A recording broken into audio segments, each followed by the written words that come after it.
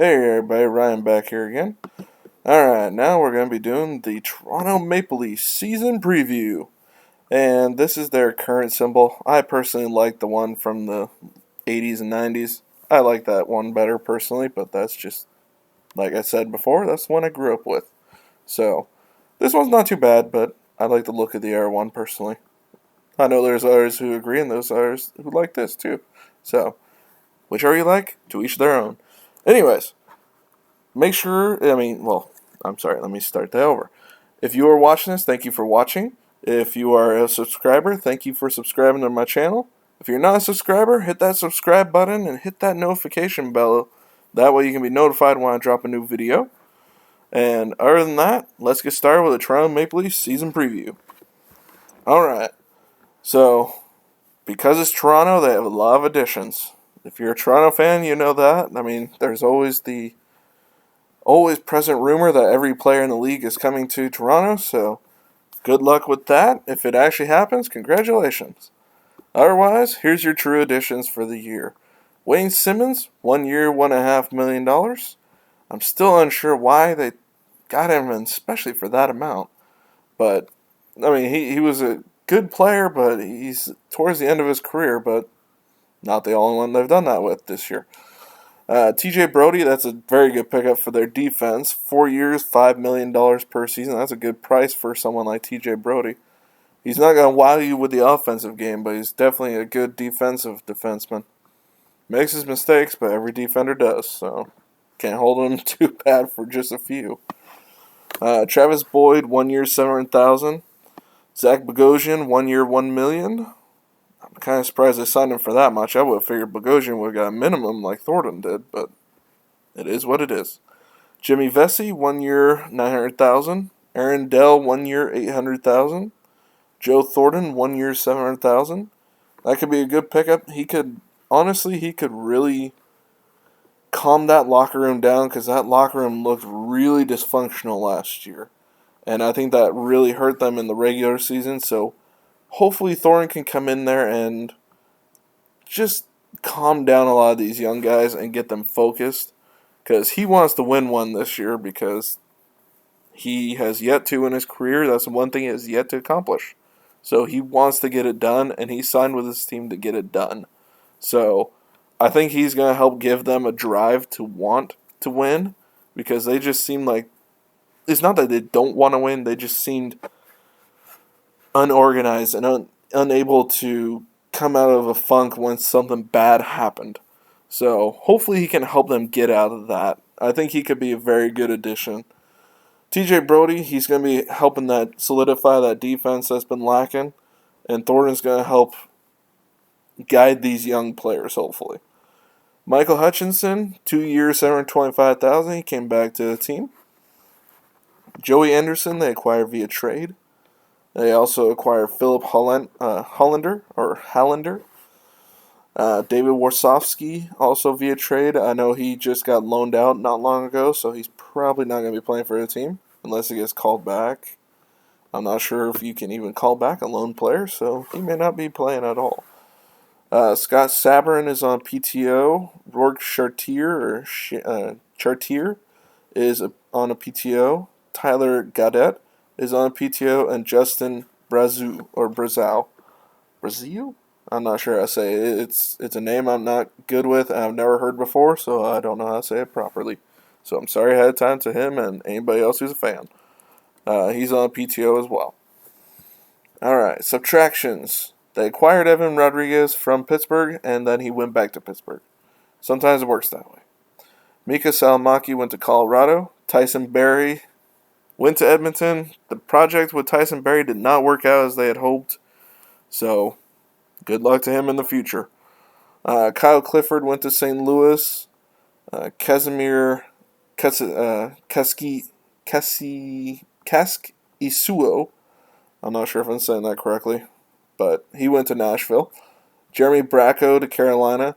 I find it funny they let him go in free agency because there were all those rumors that they were going to use him as trade bait to get some defender or another all around the league. I know for the Ducks they're talking about Josh Manson. It's like, if he's that if he was that much of a talent, why would you let him go for free? It makes no sense, especially when he was an RFA and they didn't even qualify him. So, interesting, but sometimes you just gotta let people go. Like Cody Cece, who did not pan out like them or Ottawa had hoped. He went to Pittsburgh. Third chance. Let's see how it works out. Andreas Janssen, that was traded to New Jersey. Miro Altonen left in free agency. Kevin Gravel left in free agency. Garrett Wilson in free agency. Frederick Gauthier went to Arizona. Why did I write David? I'm sorry, ignore the E there. David Clarkson is a free agent, as is Nathan Horton, who have been on long-term injury reserve for quite a few years now. So those contracts are off the books. Yay! Alright, Travis Dermott re-signed for 1 year, $874,125. Joey Anderson re-signed for 3 years at $750,000 per season. Ilya Mikheyev, 2 years, $1.645 million per season. Jason Spezza, $700,000, and Dennis Mulligan, $700,000. Currently, their cap space sits at $82.5 million. No cap space. A little bit over, not much, but a little bit over. And their projected long-term injury reserve will be $1 million, so that'll put them under the salary cap right there. So they'll be all right when it comes to that. They really had no room to acquire much of anything unless they get rid of somebody. So they're still stuck with that salary cap situation, probably because of 3 forwards making $10 or more million a year. That's going to suck up a lot of cap space. So hopefully those 3 work out for them in the future, because you got at least 4 more years on one and 5 on the other 2. So good luck with that. That's going to create problems down the line, because Tavares he has a no move clause. Good luck with that, because well, luckily you can't get much higher than Matthews' current contract, so he'll make about the same. Alright, so anyways, other than those 3 big contracts, they got William Nylander at a reasonable deal for what he provides at a young age. Alexander Kerfoot, $3.5 million for 3 years. They re-signed him for during the year. Zach Hyman is going to be UFA after this year, so it may save some cap space that way. Wayne Simmons, Jimmy Vesey, Jason Spezza, Joe Thornton, and Travis Boyd are all also UFAs. And Nicholas Robertson played in the playoffs for him. Didn't look too bad. So let's see if he develops further. But he's on a cheap contract, so he'll probably be playing. Defensively, they have some decently priced contracts for some of the guys they got. Jake Muzzin, I believe they signed to an extension last season when they acquired him, if I remember correctly. Morgan Riley's on a cheap one for 2 more years. He may want more after that, though. TJ Brody's on a good cheap contract for what he provides. Justin Hull, he's got 3 more years. Or Hull, I'm not sure how he says it. Like I said, I don't get to see as much of the East Coast teams because there's a lot of overlap with the games with the East Coast teams. So I kind of had to pick and choose what games I watch and how much of the game I watch. So bear with me here with some of these names. But Zach Bogosian and Mikko Lehtonen, both UFAs after this year. Travis Dermott, an RFA. Frederick Anderson, UFA after this year. We'll see how this works out. Because I know a lot of people are calling for Anderson to be removed, to get rid of Anderson. He's a solid goalie.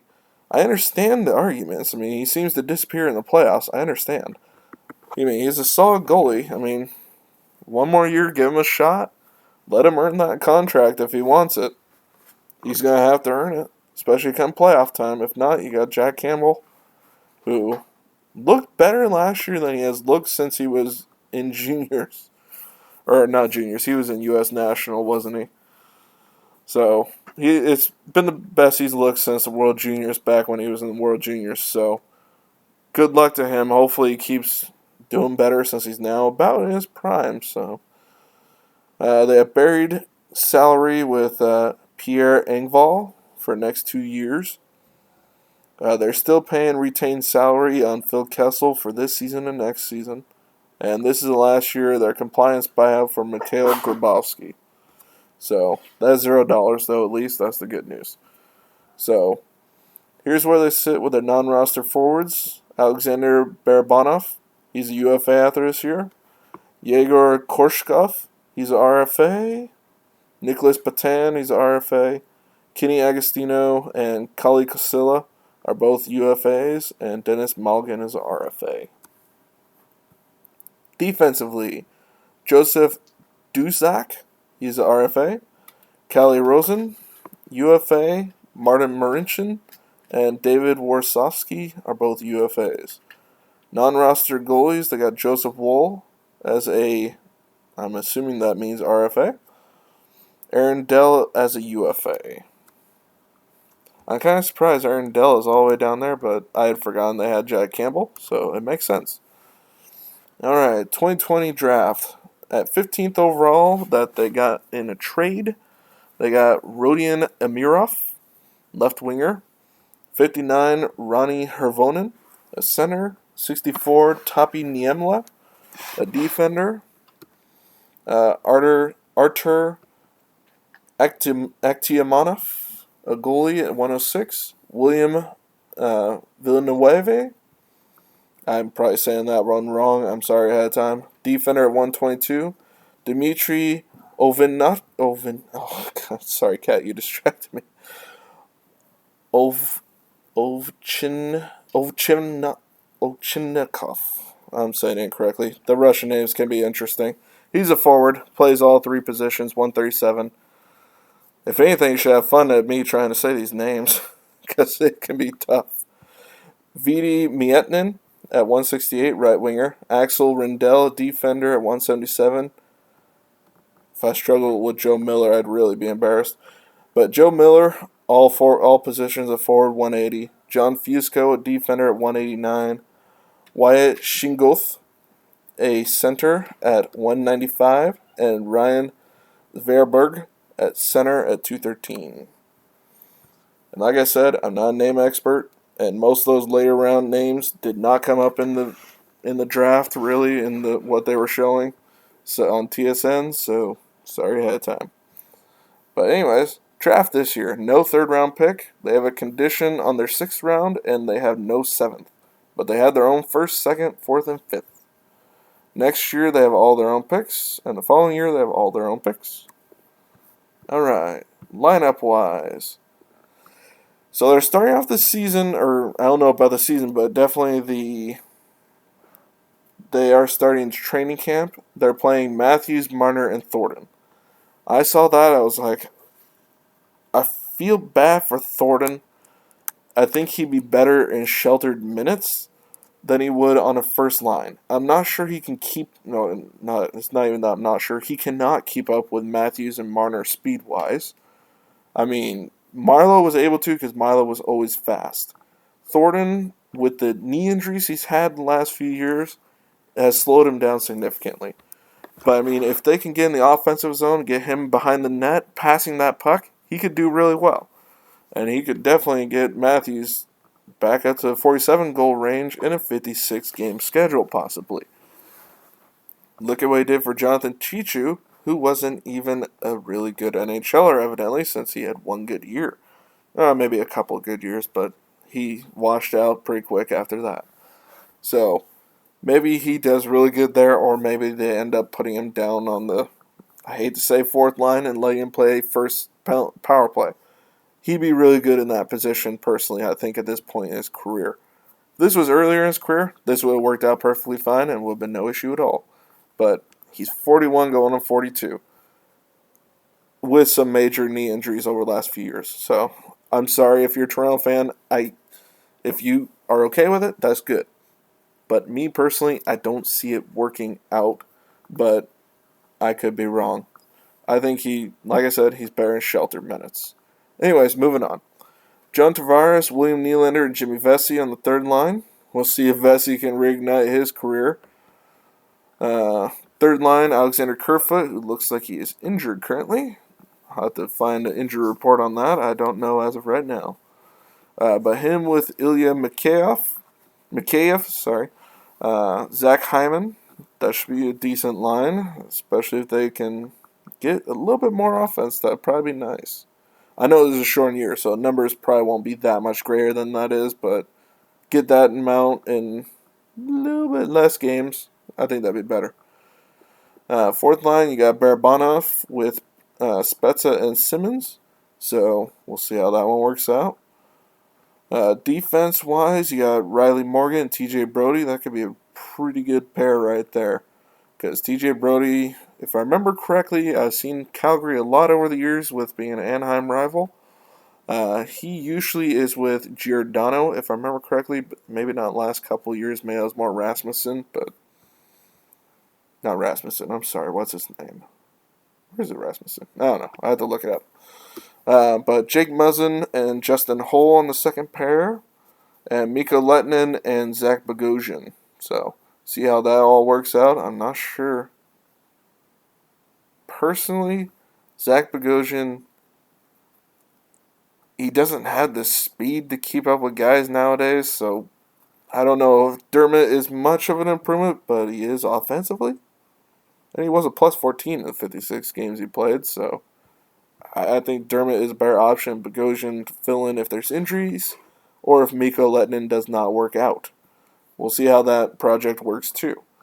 I mean, he played really well in Europe, but playing in Europe does not always translate over to the North American games. So, and plus an adjustment period coming over from the European rinks to the North American rinks is not always an easy transition.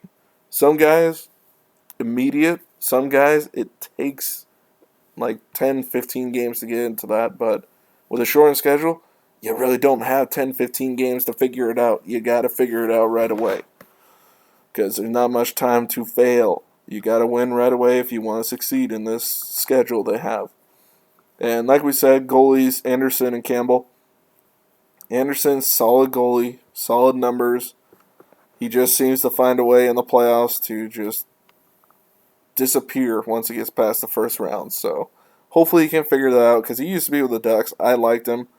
He just, I don't know what it is about the playoffs, just later rounds, he just finds a way to not succeed. I don't know why. Some guys are like that. But here's the scratches. Like I said, Travis Dermott, I think, should be playing instead of Bogosian, but that's my personal opinion. Taxi squad. You got Rasmus Sandin might even get in some games. Marinchen's played some games. Dell could come in if anybody's injured. Nicholas Robertson might get a shot. We'll see how that one works out. Liljegren could possibly play. Rosen could play. Hutchinson could play if there's two goalie injuries, or even one if they don't want to play Dell. They have a lot of goalies that can be backups. That's easy enough.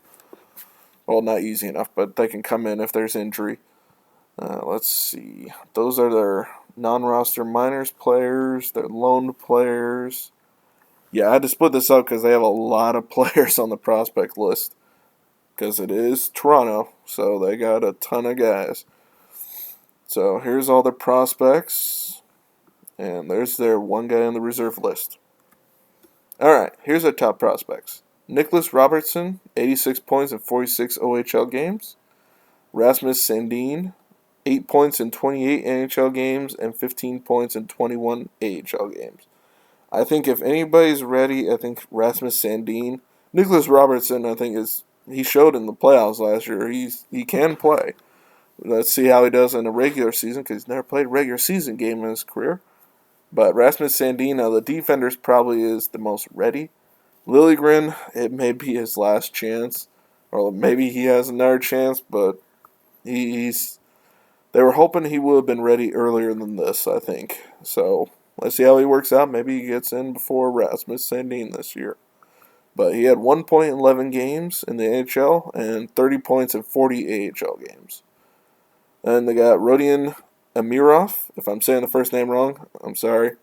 Left winger, 2 points in 21 KHL games, 3 points in 5 VHL games, and 22 points in 17 MHL games. I'm going to guess that's a junior league. I've never heard of the MHL. VHL, I thought was. KHL, I mean, the Russian leagues I'm not familiar with. I don't watch them. I mean, yeah, there may be like a few fight videos from the KHL. I may watch those. But I don't get to catch KHL games at all. You also have Mikhail Abramov, a center, 76 points in 63 QMJHL games. Then others listed, I saw Mikko Kokkonen, a defender, Philip Hollander, who they got in that trade, Justin Brazeo. He is a forward, and technically, I know I said earlier he's on a tryout, which it sounds weird that he's on a top prospect list, but he's signed to a minor league contract, but not with the big league team. But he is supposedly one of their top prospects from what I was reading. So take that as you will. Oh, good God. Simeon Der. I'm sorry. I should know that. I know my German, and that should be Der. Arguchintsev. I hope I said that correctly. Close. Hopefully close. But he's a center. So this is a top-range team. I mean, just looking at the team, they should be a top-range team. Whether or not they play that way, we will see. Like I said, I hope Thornton helps solidify that locker room. That's what they need. I mean, those young guys looked really out of sorts last year, and none of the veterans seemed to be helping last year with that problem. And it only seemed to get worse as the year got along. So hopefully Thornton can help fix that problem. If not, then they're in the same place they were before. It is what it is. I think the problem with this North Division, every single team can finish at the top. It is hard to pick this division. I mean, I don't think anybody could say, oh, Calgary's going to be the best team. You can say it, but is that true? I don't know, because Edmonton's a good team. Montreal showed to be a good team in the playoffs. Toronto, by the numbers, should be a good team. Vancouver should be, even though they lost quite a bit, they should still be a good team. Winnipeg should be a good team. I mean, Ottawa probably not. I don't think, like I said in the Ottawa one video, I don't think Ottawa is going to be up there, but honestly, they could surprise too. This division is hard to pick because there's a whole lot of what if for a lot of these teams. Because it's like, what if Winnipeg's defense falters? Then they could drop. But what if their defense doesn't? Then they could be at the top. Vancouver, how do the losses affect them? Do they drop because of the losses? Or do the guys they added keep them up there? Toronto, do they play better with Thornton helping them out? Or do they play worse? Ottawa, do the young guys overperform? Let's see.